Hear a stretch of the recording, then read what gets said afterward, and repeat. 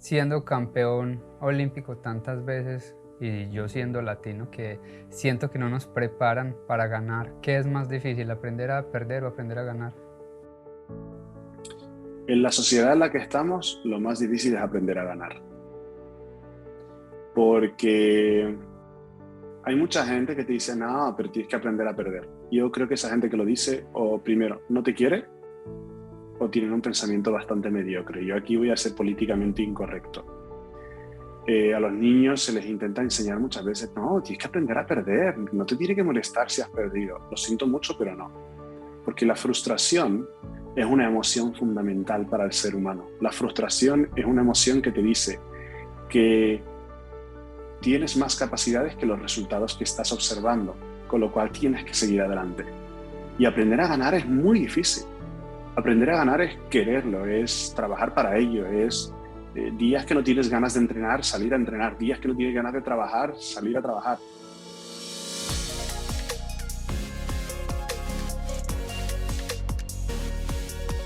Bienvenidos a un nuevo episodio de Factor Esencial. Estoy feliz, se los confieso de corazón porque soy un apasionado de todas las charlas que da BBVA. Y dentro de esas charlas me encontré con un personaje que sin duda alguna cambió mi forma de ver y de percibir la vida. Creo que los límites son mentales y esta persona es prueba de ellos. Hoy nos acompaña un medallista olímpico, y no cualquier medallista, ya que este atleta conserva más de 8 medallas olímpicas y varios títulos mundiales. Aparte es coach y ha sido un gran maestro, no solamente para mí, sino que estoy seguro que también lo es para muchísimas más personas. Él es Enhamed. Enhamed, bienvenido a Factor Esencial de todo corazón. Gracias por tomarte este espacio, venir a compartir un poquito con nosotros. Pues gracias a ti, Juan, por hacerme partícipe de este proyecto tan bonito que me has estado contando ahora de inicio y la verdad es que me parece una iniciativa maravillosa.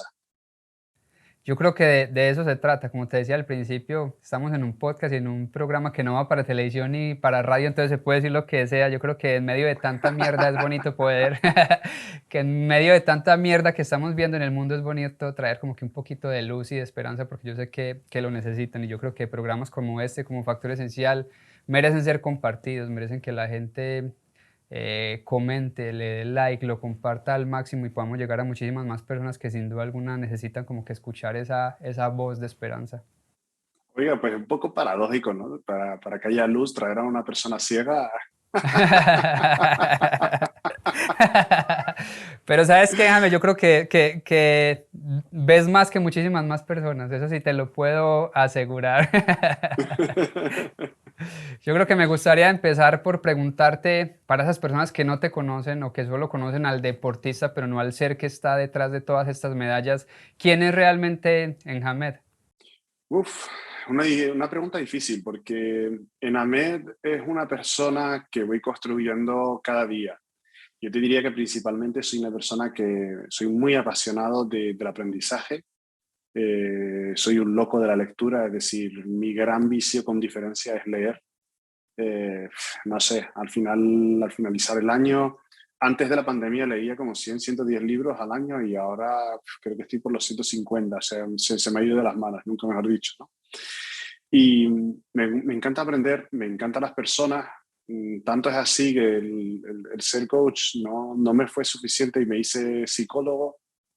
Estoy atendiendo ahora mismo en psicología más clínica, ¿no? A personas de todo tipo.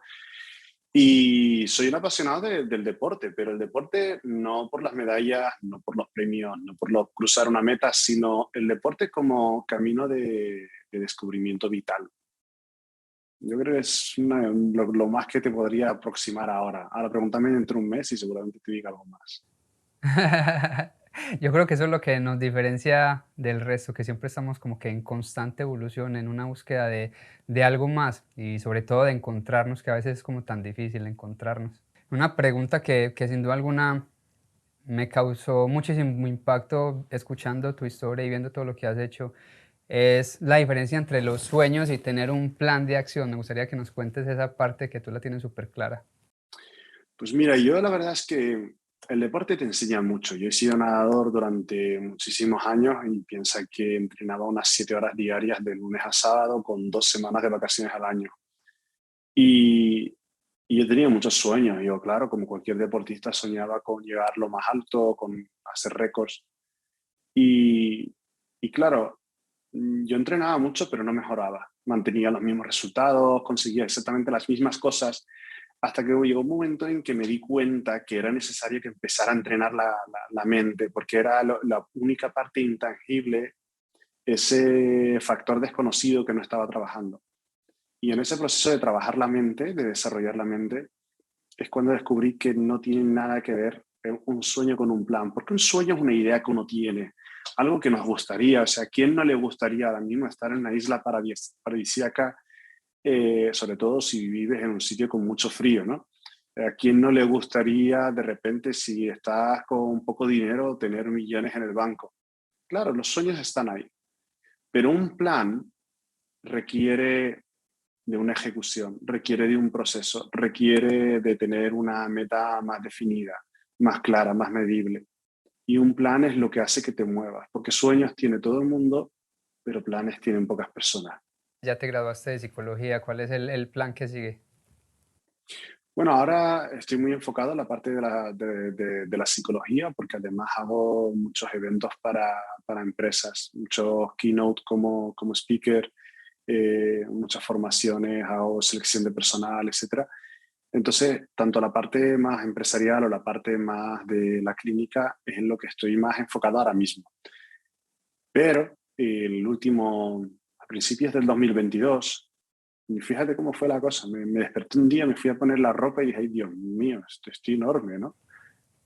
Y claro, me había enfocado tanto en el trabajo que en el último año, porque aquí la pandemia en España golpeó muy fuerte, que me había enfocado tanto en el trabajo que había dejado el deporte. Y decidí recuperar un proyecto que no salió adelante en el 2018, cuando estuve entrenando 6 7 meses y no salió adelante por temas de sponsors y un lío muy grande, que es el Ultraman. Y eso es lo que estoy preparando ahora a nivel deportivo. Así que según me levanté por la tarde, en vez de estar sentado en el sofá, me fui a una tienda aquí de deportes que es muy conocida en España y ahí compré la máquina de correr, la trotadora, depende cómo la llame cada uno, un rodillo para la bicicleta, para poder entrenar bicicleta, y aquí estoy con eso y el remo y dándole duro todos los días. Y para la gente que no conoce, me apunto ahí mismo, ¿qué es un Ultraman? Pues el Ultraman, en este afán que tenemos el ser humano de cada vez buscar más, más, más, más, eh, supongo que todos los que nos escuchan conocen el Ironman. El Ironman es una prueba dura, pues el Ultraman, que se hace en un solo día, ¿no? El Ultraman va más allá.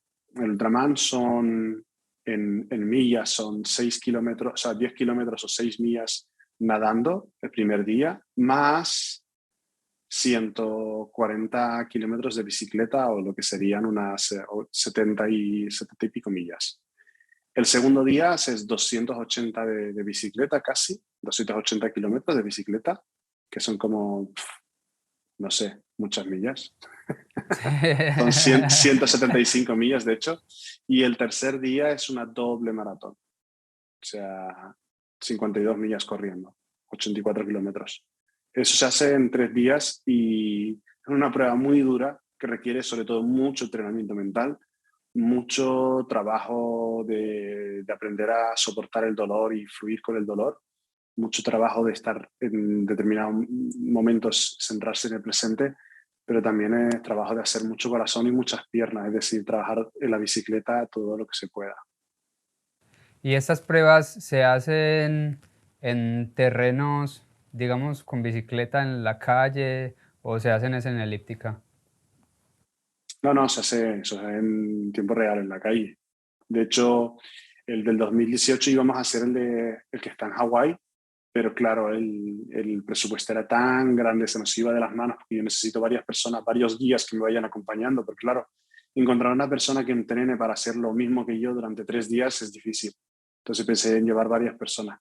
Y, y hay varios por todo el mundo. Lo que pasa que se hace en terreno real. Ahorita mencionabas que te preparabas mentalmente. ¿Cómo prepararse mentalmente para un Ironman? Decías que entrenabas el dolor. ¿Cómo soportar ese dolor y crecer con el dolor? No rendirnos ante el dolor, sino tomarlo como una herramienta para hacernos más fuertes?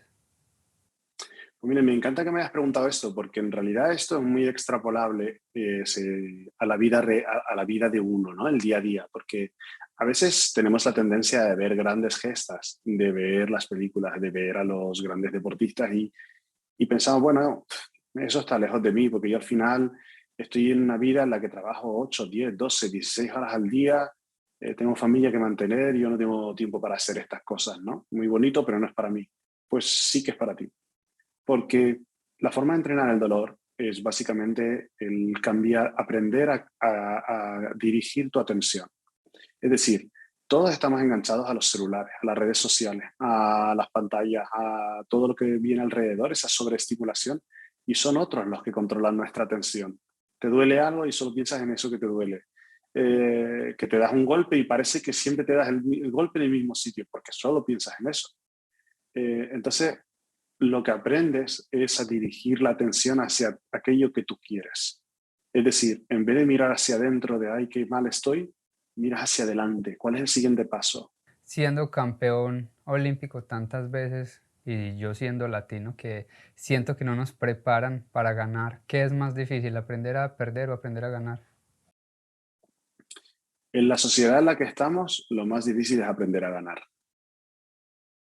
Porque hay mucha gente que te dice, no, pero tienes que aprender a perder. Yo creo que esa gente que lo dice, o primero, no te quiere, o tienen un pensamiento bastante mediocre. Yo aquí voy a ser políticamente incorrecto. A los niños se les intenta enseñar muchas veces, no, tienes que aprender a perder, no te tiene que molestar si has perdido. Lo siento mucho, pero no.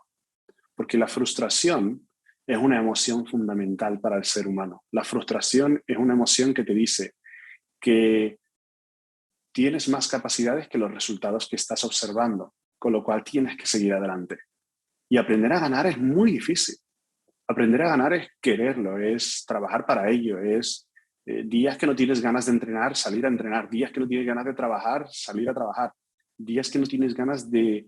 Porque llegas a casa y lo primero que te apetece es sentarte en el sofá, ponerte a ver no sé, una serie o cualquier historia y en lugar de eso decidir, bueno, no, es que quiero escribir mi primer libro, por ejemplo, o quiero aprender otro idioma, o quiero mejorar mi inglés, o quiero lo que fuera, y ponerte a hacerlo. Es es, porque al final pensamos en la motivación, pero la motivación no sirve de nada. O sea, al final lo importante es el compromiso. Y ese compromiso contigo mismo y lo que tú quieres ganar es importante. Y ganar no hablo en términos sociales de el éxito social, ¿no? De tienes que Sí. tener un buen carro, buena casa, buen dinero, etcétera. Hablo de ganar en términos espirituales o mentales, que es básicamente tu éxito lo defines tú. De eso se trata. Yo creo que muchas veces queremos como que todo fácil, queremos todo pasito, no esperamos que nos hablen con la verdad, sino con sutileza. Amamos al profesor que nos la pone fácil, a los amigos que en vez de retarnos a ser mejores nos acompañan es en la flojera. Amamos al jefe que le dice uno, amanecí como que medio agripado y te dice, no importa, descansa. Pero ¿por qué crees que sea tan difícil como que enfrentarnos ante esas personas que por el contrario nos ponen retos, que nos inspiran como que a ser mejores, que nos la ponen difícil de cierto modo? Bueno, hay una explicación psicológica bastante sencilla, ¿no? Se habla de las leyes del aprendizaje, que son de las pocas leyes que hay en psicología. Es decir, tenemos tendencia a alejarnos del dolor y acercarnos al placer. Entonces, si la gente te está diciendo, bueno, no te preocupes, descansa, pues es más probable de que te parezca interesante. Y por eso hacemos lo que se llama, hay una expresión muy bonita que a mí me gusta mucho, aunque sus consecuencias no son tan bonitas, que es la evitación experiencial, que básicamente aprendemos a evitar pequeñas cosas cada día hasta que cada vez evitamos cosas más grandes y evitamos enfrentarnos a esos pequeños dolores, evitamos enfrentarnos al aburrimiento, evitamos enfrentarnos a la decepción, evitamos enfrentarnos a que me rechace una pareja, evitamos enfrentarnos a las discusiones de pareja y yo veo que muchas parejas no llegan al año porque no aguantan el intentar entenderse, ¿no?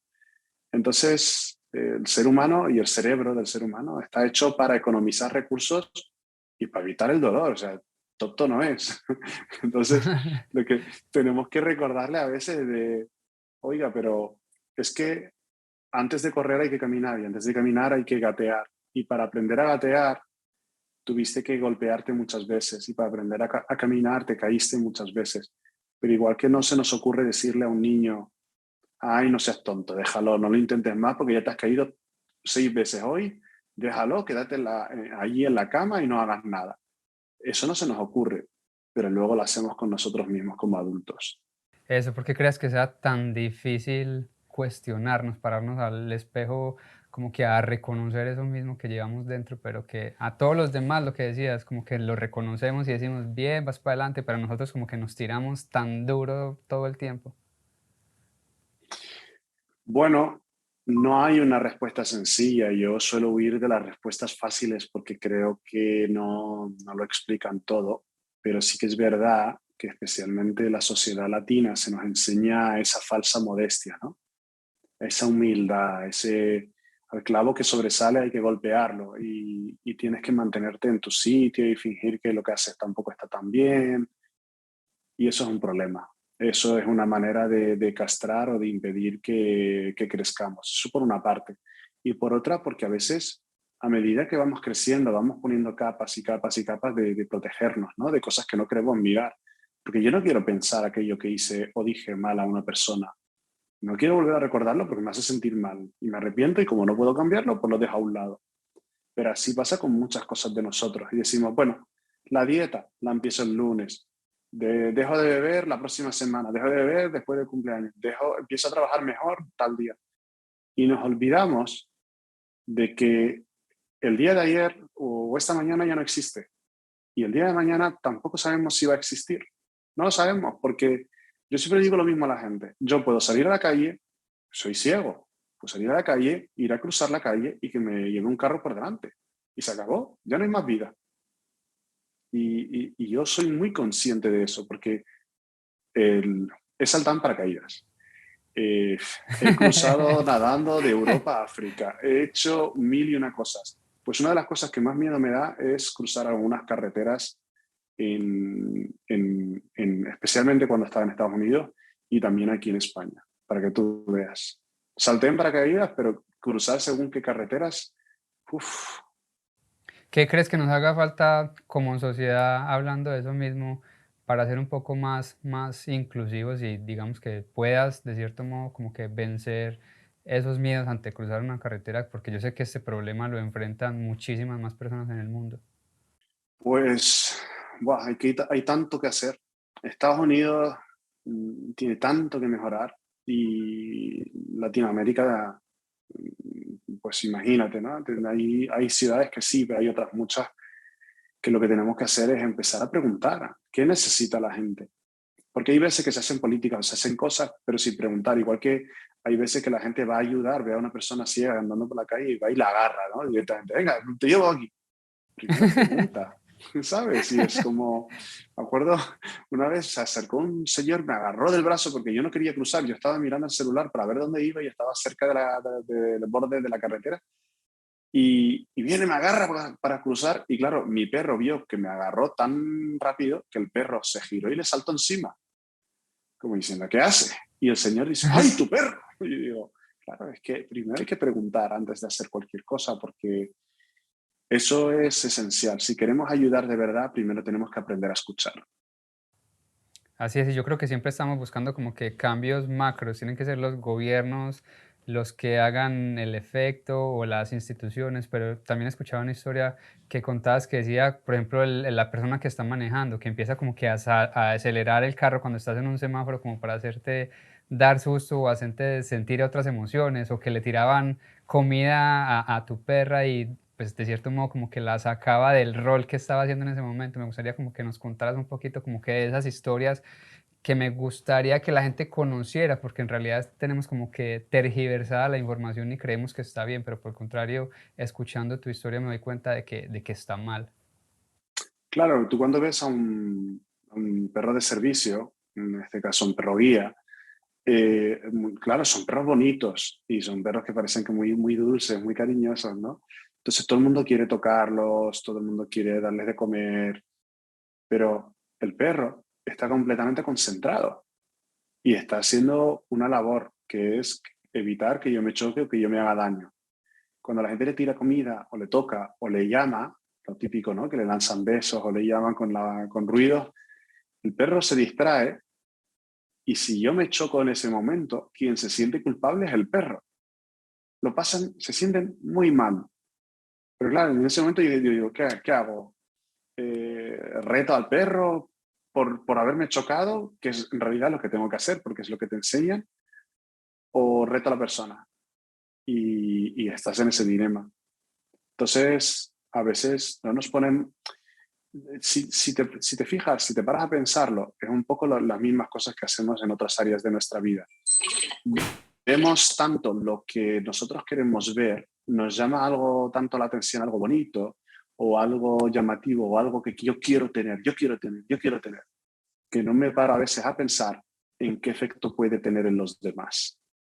Muchas veces por ese mismo como que egoísmo no pensamos en los demás. Y sabes que yo siento que también tiene que ver mucho con los latinos, por lo menos en el lugar donde estoy, he aprendido muchísimo de que la gente piensa mucho en los demás. Uno como latino, sobre todo como colombiano, llegué a los Estados Unidos y nosotros nos respetamos en Colombia un pare, o sea, nosotros no paramos los 3 segundos en el carro para poder seguir avanzando y mirar si viene otro carro. En Colombia, ¿no? En Colombia, antes de llegar a la esquina, nos comemos el pare, como diríamos en Colombia. Aquí llegué a un supermercado un día que fui con un amigo, que esta historia también la conté con Kenji Yokoi, de que o sea, nos parqueamos súper lejos, él estaba manejando y yo le dije, pero ¿por qué no te parqueas más cerca de la entrada? Y él dijo, porque no sabemos quién llegue de afán y necesite el puesto, no sabemos si viene una señora con 3, 4 hijos y necesita estar más cerca de la entrada o una persona de edad. Y yo creo que es un reto cultural que definitivamente los latinos tenemos que aprender y seguimos, pues tenemos que seguir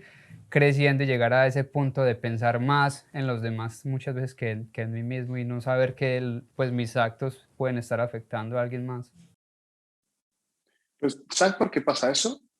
Eh, Cuando estás viviendo en situación de miedo, cuando sientes que no tienes suficiente, cuando te sientes en el modo supervivencia, es cuando se activa una parte del cerebro que se llama la amígdala. Es una parte muy pequeña y es la encargada de etiquetar las situaciones como amenazadoras, ¿no?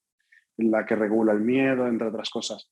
Entonces, cuando la amígdala está activada, la empatía disminuye y disminuye también el pensar en los demás, porque al final, si tú sientes que tienes poca comida, por poner un ejemplo, cualquiera, si yo siento que tengo poca comida, tengo poco dinero y viene un amigo, pues me va a costar mucho más, me va a ser más difícil compartir que cuando yo siento que tengo abundancia. Y yo no hablo de este pensamiento mágico de piensa en la abundancia y la abundancia vendrá a ti. Yo hablo sobre todo de tener un poco más de fe, de tener un poco más de confianza en lo que vendrá, de tener un poco más de fe y de confianza en los demás, porque mira, yo soy ciego y si yo no hubiera confiado en los demás para que me ayuden, no habría hecho ninguno de los retos que he hecho, porque en todos he necesitado de guías, de personas que caminan a mi lado, de personas que sufran a mi lado, de personas que vean donde yo no puedo ver. Y para hacer eso requiere confianza. Bueno, en este caso yo te diría que confianza ciega, ¿no? Pero ¿Por qué crees que sea tan difícil eso mismo, hablar con los demás? Yo he visto que últimamente nos enfrentamos a unas estadísticas de suicidio muy altas y lo hablaba hace 2, 3 horas con un amigo que es psicólogo también, de que estoy seguro que estas personas si hubieran tenido alguien con quien hablar media hora, 1 hora antes, se hubieran desahogado y seguramente no lo hubieran hecho. ¿Por qué crees que sea tan importante pedir ayuda o hablar o por lo menos escuchar, que a veces es tan difícil? sí que es verdad que las redes sociales, especialmente desde el lockdown, todo el tema de la pandemia, lo que ha hecho es que la gente se aísle. Yo, por ejemplo, en consulta, muchos de los adolescentes que tengo lo que me dicen es que estoy solo y tengo miedo a quedarme solo para siempre. Entonces, hablamos tanto a través del WhatsApp, hablamos tanto a través de las redes sociales, que ya no nos atrevemos a mirar a la cara, mirar a los ojos a otra persona. Y cada vez nos cuesta más. Y eso es muy peligroso. De todo, yo creo que en la falta de contacto humano, la falta de contacto, ya sea piel con piel o simplemente estar en presencia, ¿no? Estar uno frente al otro y hablar y escucharnos, eso es peligrosísimo porque el ser humano necesita de estar con otros. Ahmed, ahorita al principio nos hablabas de que lees 100, 150 libros al año. ¿Cuál de esos libros rescatarías y dices, este tiene que estar en la biblioteca de todo el mundo? Pues eso es muy difícil. Eso es muy difícil. Es como decirle a un padre qué hijo elegirías, ¿no? Eh, no Pero sé, ¿cuál sin duda alguna te ha marcado? Por lo menos a mí El hombre en busca de sentido de Viktor Frank es uno de esos que conservo, y el del Principito los guardo en mi corazón. Para ti, ¿cuál son esos dos libros o pues, cinco libros, ya que no puedes escoger uno? pues fíjate que esos dos para mí fueron importantes, especialmente El hombre en busca de sentido me cambió la vida. Me cambió la vida, literalmente. Siddhartha de Hermann Hesse, porque habla de la búsqueda y habla de lo que el hombre que supuestamente fue el primer Buda. Ese libro fue algo espectacular. Y posteriormente un libro que a raíz del cual empezaron a producirse muchos cambios y me llevó a retirarme del deporte profesional, de la natación, fue El Elemento de Ken Robinson. Ese libro, no hay cosa tan barata y sea tan buena, o sea, no la conozco. El Elemento me pareció un libro absolutamente espectacular. Y luego, para aquellos que les guste un poco más leer, no es largo, pero es muy interesante, que se llama La Guerra del Arte. La Guerra del Arte de Steven Pressfield. Y ese libro es maravilloso porque habla de una cosa que todos tenemos y que en todo momento está ahí, que se llama la resistencia, que es la que te impide hacer muchas de las cosas que quisieras hacer. Hamed, una pregunta que sin duda alguna por la que tuviste que haber pasado muchísimo es cómo enfrentamos el fracaso, cómo gestionamos el fracaso. Pues primero mirarlo de frente, no utilizar, ¿sabes?, subterfugios o rodeos y decir, bueno, esto no era para mí o ha sido culpa de los demás o tal. El fracaso siempre tiene una parte grande de responsabilidad propia. Hay factores que influyen que no tenían nada que ver con nosotros, pero mirar en qué parte está nuestra responsabilidad, porque ahí es cuando podremos actuar y podremos hacer algo. Y a partir de ahí, ya está, ya tienes un resultado, analizar qué es lo que no ha fallado, analizar qué has hecho, qué no has hecho y hacerte las mismas preguntas, es decir, ¿cuál es la situación ideal? ¿Y qué tengo que hacer para llegar a la situación ideal? Y la pregunta que nadie se hace, ¿qué tengo que dejar de hacer? Y ya está, y seguir moviéndote. O sea, el enemigo del progreso es el estancamiento. Y lo que hace que un fracaso se convierta en un fracaso, lo que hace que un fallo se convierta en un fracaso, es quedarse sentado lamentándose. Hamed, una pregunta ya para ir terminando que no puede faltar en nuestro programa, y cuál sería como que tu factor esencial, esa esencia que quieres dejarle al mundo una vez partas como que de este plano terrenal. Pues es que es una pregunta, esa ha cambiado mi respuesta bastante, ¿no?, en los últimos años. Ahora creo que, sobre todo, el hacerle ver a la gente que a través de la fe, de la confianza, siempre tendremos esperanza de mejorar. Y, y que no importa tanto lo que consigas o dejes de conseguir, que no eres mejor persona por ser medallista o mejor persona por tener riqueza, sino eres mejor persona por la calidad de relaciones que tienes con los demás. Gracias, yo creo que ya por lo menos en mí, sé que en muchísimas personas en todo el mundo has causado un gran impacto, y a mí desde que escuché ese programa y desde que vi tu participación en el programa de BVA, como lo dije al principio, de verdad que cambiaste mi vida, sobre todo mi manera de ver y de enfrentarme entre ellas. Yo creo que a veces nos falta coraje, nos falta disciplina, nos falta constancia, y tú eres muestra como que de todo eso. Y lo que decías ahora de que el ser exitoso y el haber llegado hasta donde estás es muestra de haber hecho las cosas difíciles, no las fáciles, es de haberlo, de haber madrugado aun cuando tenías sueño, de haberte levantado, qué sé yo, lloviendo a las 5 de la mañana, y tú qué querías era quedarte ahí acurrucado entre tus cobijas, pero no sabías que tenías que hacerlo para poderte ir a ganar esas medallas por las que habías trabajado. Y yo creo que ese fue el impacto que dejaste en mí, que has dejado en muchísimas personas. Yo sé que esa esencia vivirá por siempre y para siempre. Muchas gracias por tus palabras. Muchas gracias. Me gustaría como que para terminar que nos contaras una historia que compartiste desde de la parte cuando te enfrentaste al chino, creo que fue en los Juegos de Beijing, que yo sé que muchísimas personas no la han escuchado en este lado, en este otro lado del mundo. ¿Cuándo fue esa historia de que te decían de cómo te ibas a parar frente a 16.000 chinos, a alentar era al chino y no a ti?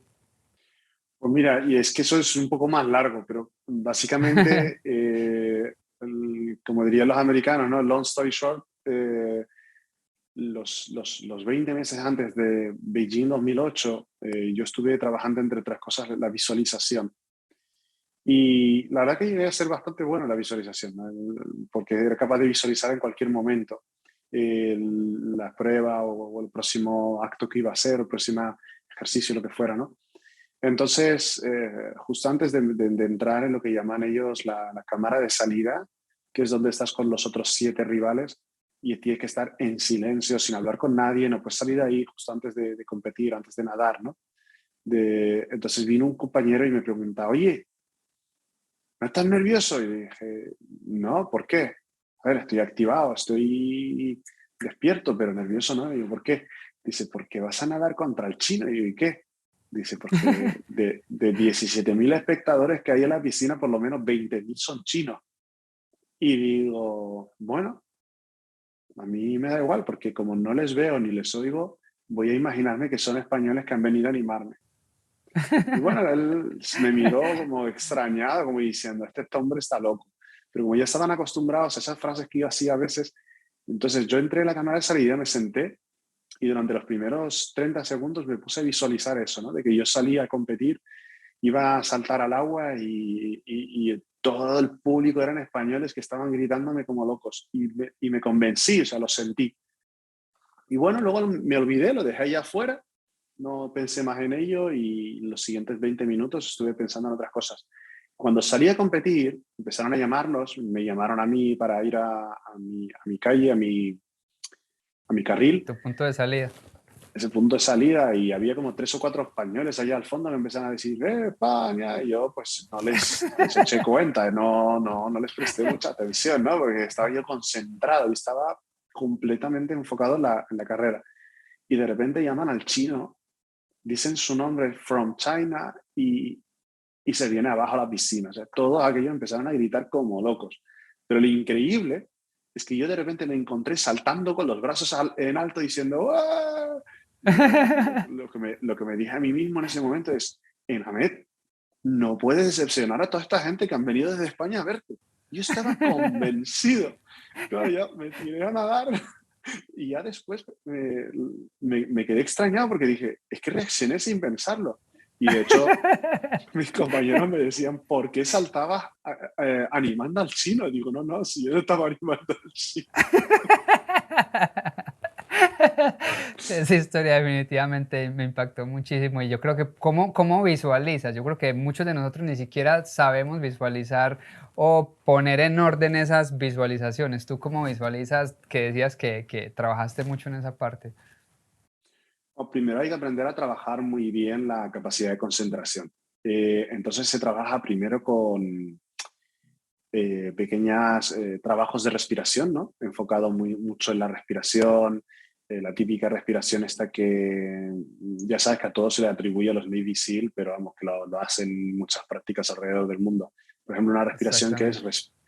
respiras a la cuenta de 2 o de 3, aguantas la respiración y sueltas a la cuenta de 2 o 3, cosas así, ¿no? Entonces, vas enseñándote a trabajar, a estar muy concentrado en una sola cosa. Una vez que tienes la concentración trabajada, es cuando empiezas a visualizar. La visualización yo la trabajo, o sea, yo tengo después de tantos años la técnica muy, muy desarrollada, que de hecho es lo que trabajo con muchísimos clientes, pero básicamente el objetivo es de menos a más conseguir inducirte que tú te sientas en ese momento, en ese instante, que sientas las emociones, que sientas casi que huelas lo que vas a oler, que veas lo que vas a ver, que oigas lo que vas a oír. Y en cierta manera, para ciertas partes del cerebro, es casi como hacerlo en la realidad. Entonces yo lo trabajo, por ejemplo, con deportistas, de visualizar su competencia, de visualizar la ejecución que van a tener y sobre todo aspectos técnicos. Y después de la visualización, que la hacemos con biofeedback, ¿no? Con pulsómetro, a veces medimos la conductancia de la piel, bueno, lo que conseguimos es que luego, cuando van a hacer la ejecución, ese gesto técnico que tanto les costaba, de repente lo mejoren. Y la visualización para mí es una herramienta maravillosa, que todo el mundo la usa, ¿eh? O sea, porque cuando tú piensas en, ay, voy a llegar ahora y el jefe me va a decir esto y seguro que me dice aquello, mi compañero que es un pesado, o mi mujer que me dijo, luego hablaremos. Y ya vengo pensando, ay, ¿qué me va a decir? ¿Qué he hecho? Eso es visualizar, pero visualizar en el mal sentido. Y el dilema es que la mente no distingue entre la realidad y la imaginación y siempre está reaccionando y activando los mismos mecanismos de alerta. De lo mismo que hablabas ahora, de todo lo que tiene que ver con la amígdala y de cierto modo como que reprimir esa parte de lo que es verdad y lo que es inventado. Yo creo que la mente como que no distingue y siempre nos pone como que en alerta y a imaginarnos un montón de cosas que ni sabemos que van a pasar. Sí, y yo a la gente que es escéptica y no se lo cree, le digo, bueno, ¿te has emocionado viendo una película, una serie o un libro? Si te has emocionado, si has sentido miedo por lo que está pasando el personaje, alegría, euforia, etcétera, si lo has sentido, entonces la visualización funciona. Es lo mismo. Así es. Hamed, de todo corazón, mil y mil gracias por haberte tomado este espacio para venir a compartir con nosotros. Yo sé que ya es tarde allá en las Canarias. ¿Qué hora es en este momento allá? Pues van a ser casi las 10 de la noche y llevo trabajando hoy, la verdad que desde las 7 de la mañana, así que es momento de ir a comer porque ya se me está nublando la vista. De todo corazón, mil y mil gracias. Yo creo que yo no me canso de agradecer a nuestros invitados porque podrían estar haciendo algo que les gustaría más que una simple conversación, una simple entrevista y por el contrario se toman el tiempo de venir a acompañarnos, de venir a compartir sus historias, de venir a hablar un poquito. Yo creo que a veces hace falta y de todo corazón, mil y mil gracias, Enjamed. Gracias por regalarnos tanto. No sé si queriéndolo, si fue lo que soñaste, pero seguramente es lo que has causado y como lo causaste en mí, lo dije al principio, estoy seguro que lo has causado en muchísimas más personas y de todo corazón quería agradecerte por eso. Ha sido un verdadero placer y conectados al otro lado del mundo y sobre todo deseando que esto llegue a muchísima gente. Ahora, también te lanzo un reto. El día que quieras ser entrevistado, yo me presto a entrevistarte, ¿eh? Que tengo muchas ganas de también escuchar tu historia porque personas como tú son las que son necesarias en el mundo. Amén, yo estoy cuando quieras. Un libro abierto. Que Hecho. sea un compromiso. Yo ahí ya te sigo en redes sociales y mereces ser escuchado, mereces ser visto. Un abrazo Pues muy Juan, fuerte, Mohamed. un abrazo grande. Ahí está, familia. Gracias por habernos acompañado en este capítulo de Factor Esencial. De todo corazón, gracias por compartirnos, por escucharnos, por comentarnos, por seguirnos a través del podcast, a través de la serie en Facebook y en YouTube. Gracias por etiquetarnos, gracias por sus mensajes, gracias por sus historias, gracias por conectarse siempre. Como les dije al principio, Enjamed fue una de esas historias que impactó muchísimo mi vida. Cuando yo lo vi por primera vez en el BBVA, en esas conferencias maravillosas que dan a través de YouTube, sin duda alguna causó un gran impacto en mi vida. Hablé con Mónica y le dije, Moni, él tiene que estar en el programa porque tiene una historia que merece ser escuchada, tiene un punto de vista maravilloso que nos hace falta a muchísimos de nosotros, su manera de visualizar, su manera de ver la vida, su manera de atreverse ante el mundo con coraje, con disciplina, con constancia, con hacer las cosas aun cuando no tenemos ganas, con hacer lo difícil que a veces para muchos es tan difícil. Entonces, por eso queríamos traerlo aquí en Factor Esencial para ustedes, porque Enjamed merece ser visto, Enjamed merece ser escuchado. Peace, mucha paz, mucha luz, mucha buena energía. Gracias por vernos, por escucharnos. No olviden suscribirse en el podcast, comentar, compartir. Un abrazo muy, muy fuerte. Nos vemos en un próximo episodio. Bendiciones.